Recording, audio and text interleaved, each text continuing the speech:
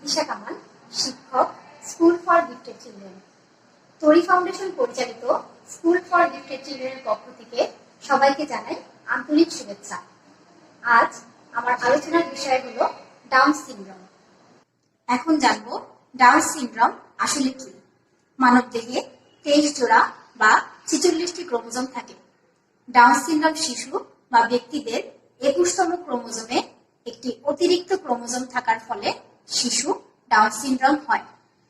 সেক্ষেত্রে তাদের ক্রোমোজোমের মোট সংখ্যা এসে দাঁড়ায় 46টির পরিবর্তে 47টি।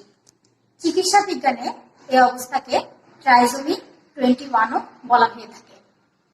ক্রোমোজোমের এই তারতম্যের কারণে শিশুর শারীরিক ও মানসিক বৃদ্ধি ব্যাহত হতে পারে। তাই শিশুর মধ্যে বিভিন্ন বুদ্ধিগত প্রতিবন্ধকতা সৃষ্টি হয়। জন ল্যাংডন ডাউন নামে একজন ব্রিটিশ ডাক্তার সর্বপ্রথম ডাউন সিনড্রোমের পূর্ণাঙ্গ বর্ণনা দান করেন। তার নামানুসারে ডাউন সিনড্রোমের নামকরণ করা হয়।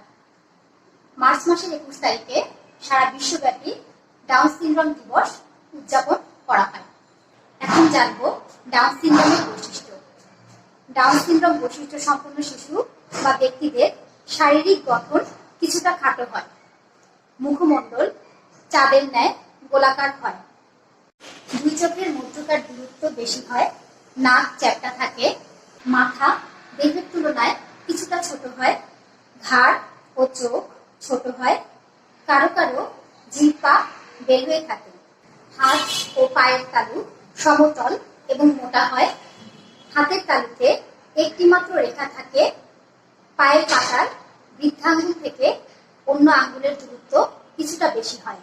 এসব শিশুদের হৃদযন্ত্রের অসুখ, শ্রবণ ও শ্বাসের সমস্যা থাকতে পারে।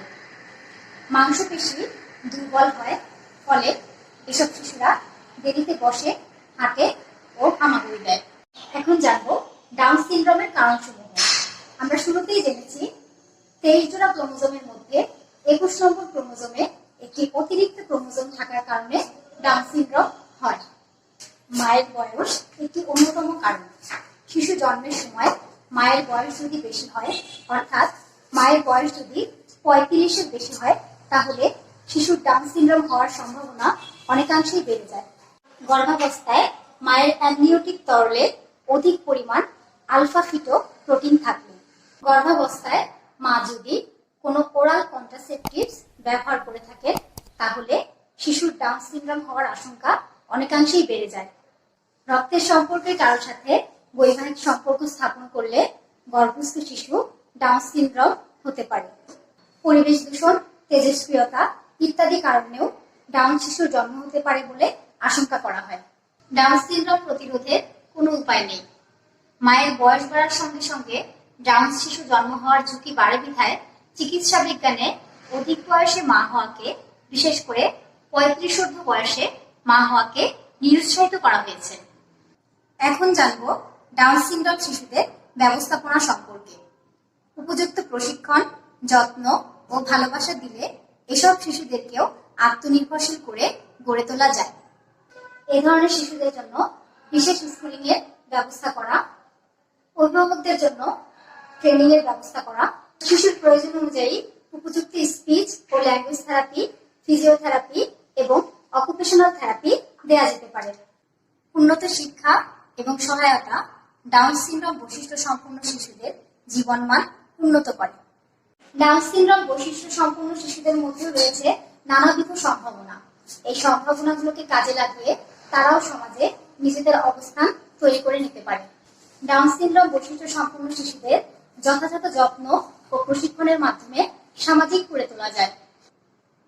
শিশুর পারদর্শিতার মাত্রা অনুযায়ী পড়াশোনায় অন্তর্ভুক্ত করা যেতে পারে। উপযুক্ত প্রশিক্ষণ দেয়া হলে এরাও আত্মনির্ভরশীল জীবনযাপন করতে পারে, কর্মসংস্থানে নিজেকে অন্তর্ভুক্ত করতে পারে।